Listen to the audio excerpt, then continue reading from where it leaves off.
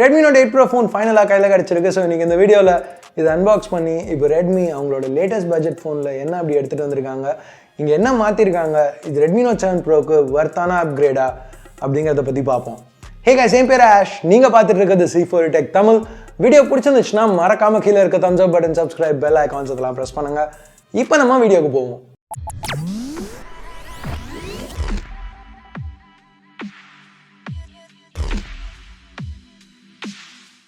So இதுதான் Note 8 Pro வர box. பின்னாடி பார்த்தீங்கன்னா எல்லாமே சைனீஸில் தான் இருக்குது. ஏன்னா சைனாவில் மட்டும் தான் இந்த ஃபோன் இப்போதைக்கு விற்கிறாங்க. ஆனால் கீழே பார்த்தீங்கன்னா இது 664 வேரியண்ட் அப்படிங்கிறத சொல்ல முடியுது. இப்போ அந்த பிளாஸ்டிக்காக கட் பண்ணுவோம். ஓகே, முதல் தடவை சொதப்பியாச்சு, திருப்பி கட் பண்ணுவோம். ஓகே, இந்த தடவை கரெக்டாக கட் பண்ணியாச்சு. உள்ள ஒரு சிம் எஜெக்டர் பின்னு இருக்க, ரெகுலரான பேப்பர் ஒர்க், இதுவும் சைனீஸில் தான் எதிர்பார்த்த மாதிரி. அப்புறம் ஒரு சாஃப்ட் கேஸ் இன்க்ளூட் பண்ணியிருக்காங்க. சரி, இதெல்லாம் இப்போ ஒதுக்கி வச்சுட்டு ரெட்மி Note 8 Pro ஃபோனுக்கு வருவோம். இதை பிளாஸ்டிக்லேருந்து வெளில எடுத்துகிட்டு அந்த ப்ரொடெக்டரை ரிமூவ் பண்ணலாம். பின்னாடி இன்னும் கொஞ்சம் ஸ்டிக்கர்ஸ் இருக்குது, அதையும் ரிமூவ் பண்ணுவோம். இந்த ஒயிட் கிளாஸ் பேக் பார்க்க நல்லா க்ளீனாக இருக்குது. அந்த 64 mega pixel AI super camera branding இங்கே கொடுத்துருக்காங்க. இப்போ கேஸில் போட்டுட்டு ஃபோனை ஆன் பண்ணிவிட்டு சைடில் வச்சுட்டு வேறு என்ன இருக்குன்னு பார்க்கலாம். உள்ளே ஒரு 18 வாட் சார்ஜர் கொடுத்துருக்காங்க. அப்புறம் ஒரு USB Type-C கேபிள். இப்போ நம்ம திருப்பி Note 8 Proக்கு வருவோம். இப்போ ஃபோன் இன்னும் கொஞ்சம் பெருசாக இருக்குது. அதுக்கு காரணம் என்னென்னா, ரெட்மி இப்போது இன்னும் கொஞ்சம் பெரிய டிஸ்பிளே இங்கே யூஸ் பண்ணியிருக்காங்க. 6.53 inches. இது இன்னும் ஃபுல் HD ப்ளஸ் ரெசல்யூஷன் தான். இது IPS LCD தான்.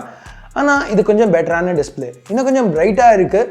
இப்போ பின்னாடி முன்னாடி ரெண்டுமே கார்னிங்கோட Gorilla Glass 5 வச்சு கவர் பண்ணியிருக்காங்க. ஸோ அது ஒரு நல்ல விஷயம். மேலே ஒரு சின்ன நாட்ச் கொடுத்துருக்காங்க. இதில் செல்ஃபி கேமரா இருக்குது. வியூவிங் ஆங்கிள்ஸ் எதுவும் குறை சொல்லிக்கிற மாதிரி இல்லை. கலர்ஸ் நல்லா ரிச்சாக இருக்குது. ஸோ இங்கே சைனீஸ் வேரியண்ட்டுங்கிறதுனால இதில் வைட் L1 சர்டிஃபிகேஷன் இல்லை. அதனால Amazon, Netflixலலாம் நம்ம HD வீடியோ ஸ்ட்ரீம் பண்ண முடியாது. பட் இது பெருசாக ஒரு நெகட்டிவ் கிடையாது. ஏன்னா ரெட்மி நிறைய நேரத்தில் சைனாவில் விற்கிற ஃபோன்ஸில் இதை கொடுக்க மாட்டாங்க. பட் குளோபல் ரோல் அவுட்லேயும் சரி, இந்தியாவுக்கு எடுத்துகிட்டு வரலையும் சரி, சர்டிஃபிகேஷனோடு எடுத்துகிட்டு வருவாங்க. ஆனால் இந்த ஃபோனில் NFC இருக்குது. இப்போது Mi A3 குளோபல் வேரியண்ட்டில் NFC இருந்துச்சு. இந்தியாவுக்கு எடுத்துகிட்டு வரையில் ரிமூவ் பண்ணிட்டாங்க. இந்தியாவுக்கு எடுத்துகிட்டு வரையில் இதில் ரிமூவ் பண்ணாட்டி நல்லா இருக்கும். ஸோ அது நோட் பண்ண வேண்டிய ஒரு விஷயம். ஸோ இங்கே Note 8 Proவில் டிஸ்பிளே பெருசாக இருக்கிறதுனால ஓவரால் ஃபோன் பெருசாக இருக்குது. ஸோ கொஞ்சம் க்ரிப்பு வந்து அந்த அளவுக்கு இல்லை. கொஞ்சம் ஃபோன் ஸ்லிப்பரியாக தான் இருக்குது. ஸோ அந்த கேஸ் மோஸ்ட்டாக நான் போட்டு தான் யூஸ் பண்ணேன். ஸோ இந்த பேக் பார்க்குறதுக்கு ரொம்பவே அழகாக இருந்துச்சு. அந்த க்ரீன் கலர் ரொம்ப இம்ப்ரெசிவாக இருந்துச்சு. இந்த ஒயிட் பார்க்க கொஞ்சம் Realme XT மாதிரி இருந்துச்சு அந்த ஷிம்மரோட. ஸோ ரெட்மி இப்போ ரொம்ப நாள் கழிச்சு, பல வருஷம் கழிச்சு, ஆக்சுவலாக ரொம்ப வருஷமாக வந்து 4100 mAh தான் கொடுத்துருந்தாங்க பேட்ரி. ஸோ இப்போ 4500 mAh பேட்ரி இந்த ஃபோனில் எடுத்துகிட்டு வந்திருக்காங்க. ஸோ இதனால ஃபோன் இன்னும் கொஞ்சம் வெயிட் அதிகமாக இருக்குது. கிட்டத்தட்ட 200 கிராம் வெயிட் இருக்குது. 8.8 mm திக்னஸும் இருக்குது. ஸோ கொஞ்சம் ஹெவியாக இருக்குதுன்னு சொல்லலாம். ஸோ இப்போது எர்கனாமிக்ஸ், அதாவது கையில் யூஸ் பண்ணுறதுக்குள்ள வசதி கொஞ்சம் கம்மியாக இருந்தாலும் பேட்ரி லைஃப் பெட்டராக இருக்கும்னு எதிர்பார்க்குறோம். ஸோ சிங்கிள் சார்ஜில் ரொம்ப நல்லா தாங்குச்சுன்னா நல்லாயிருக்கும். திருப்பி சார்ஜ் பண்ணணுன்னா 18 வாட் குவிக் சார்ஜர் பாக்ஸ்லேயே கொடுத்துருக்காங்க. ஸோ அது ஒரு நல்ல விஷயம். ஸோ உள்ளே என்ன சிப்புன்னு பார்த்தா Helio G90T சிப் யூஸ் பண்ணியிருக்காங்க. இது மீடியாடெக்கோட கேமிங் ஃபோக்கஸ் சிப். இது ஒரு ஆக்டோகோர் கான்ஃபிகரேஷன். இதில் வந்து 4 A76 கோர்ஸ், அப்புறம் 4 A55 கோர்ஸ். இது ஒரு பவர்ஃபுல்லான setup. Mali G76 MC4 GPU இருக்குது. பெஞ்ச்மார்க் ஸ்கோர்ஸ் வச்சு பார்க்கையில் இது ரொம்பவே பவர்ஃபுல்லான சிப் மாதிரி தான் தெரியுது. ஸோ இது எப்படி பெர்ஃபார்ம் பண்ண போகுது அப்படிங்கிறதுல தான் இந்த ஃபோன் நல்லா அப்கிரேடாக இல்லையா அப்படிங்கிறது டிபெண்ட் ஆக போகுது. இங்கே எனக்கு கொஞ்சம் கன்சர்னான விஷயம் என்னென்னா, இந்த சிப் 12 nm ப்ராசஸில் பில்ட் பண்ணுது.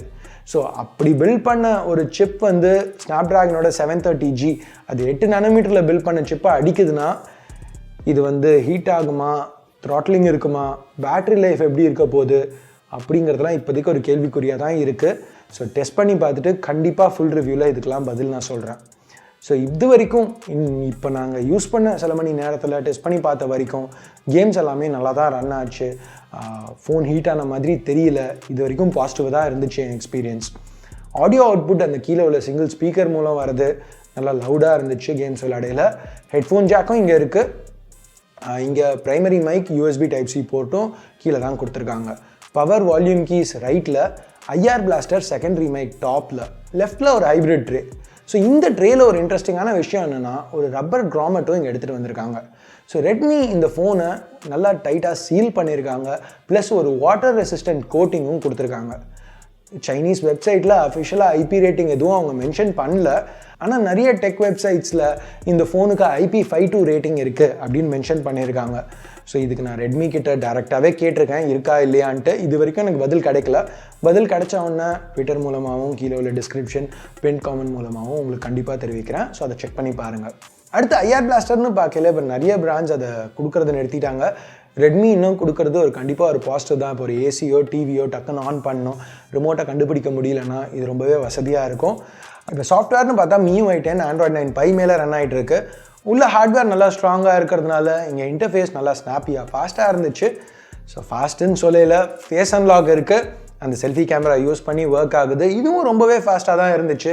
Note 7 Proவில் நம்ம பார்த்த மாதிரி ஃபிங்கர் பிரிண்ட் ஸ்கேனர் அது பின்னாடி கொடுத்துருக்காங்க. இந்த கேமரா மாடியூல் எலிவேட்டாக இருக்குல்ல, அதில் தான் இதுவும் இருக்குது. இந்த பிளேஸ்மெண்ட் எனக்கு ரொம்பவே பிடிச்சிருந்துச்சு.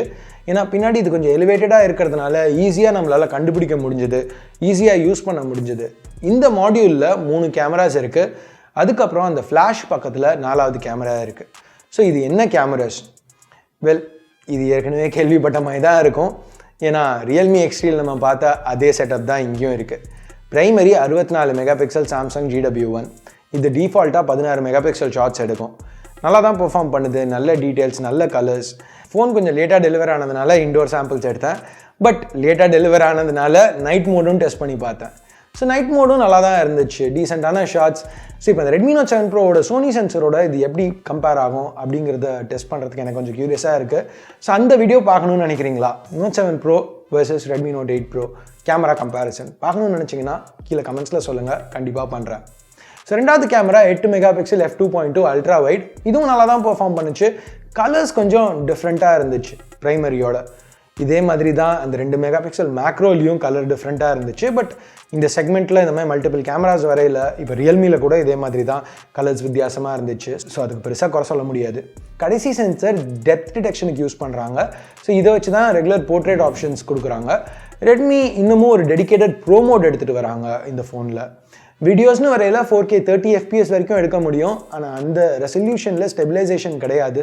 ஃபுட்டேஜ் நல்லா டீட்டெயில்டாக இருக்குது, கலர்ஸ் வைப்ரண்ட்டாக இருக்குது, ஆனால் கொஞ்சம் ஷேக்கியாக இருக்குது, எக்ஸ்போஷரும் டக்குன்னு மாறுது.